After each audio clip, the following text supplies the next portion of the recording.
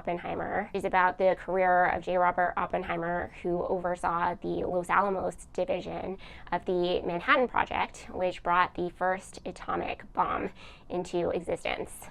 And after they created the atomic bomb and tested it, shortly thereafter, it was dropped on Hiroshima and Nagasaki in 1945. And I think Oppenheimer was someone who was just so brilliant.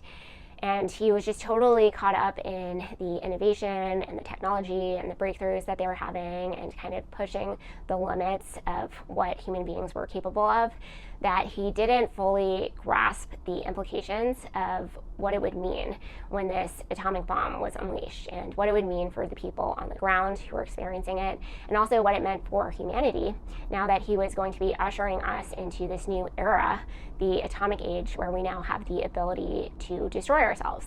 And I think in the film, the Japanese people are kind of seen as this abstraction. The people who are working on the atomic bomb are just so disconnected from what's going to happen to the Japanese people. So I think a really good movie that would complement Oppenheimer, if you want to have like a better idea of like what it was actually like to live through the atomic bomb, is a movie called White Light, Black Rain. And it's a documentary that interviews people who survived the bombings of Hiroshima and Nagasaki. And they were very young.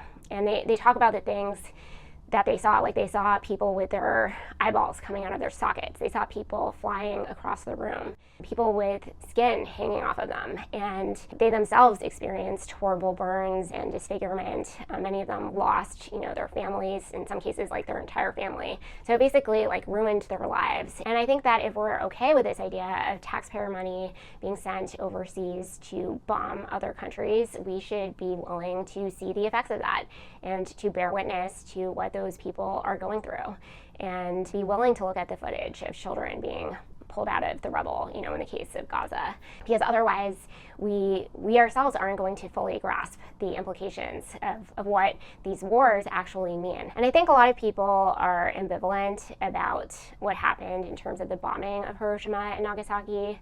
I think a lot of people feel that it was necessary to bring an end to the war because the Japanese wouldn't have surrendered otherwise. But I think a lot of people aren't aware that 6 out of 7 5-star generals and admirals were actually against the use of the atomic bomb.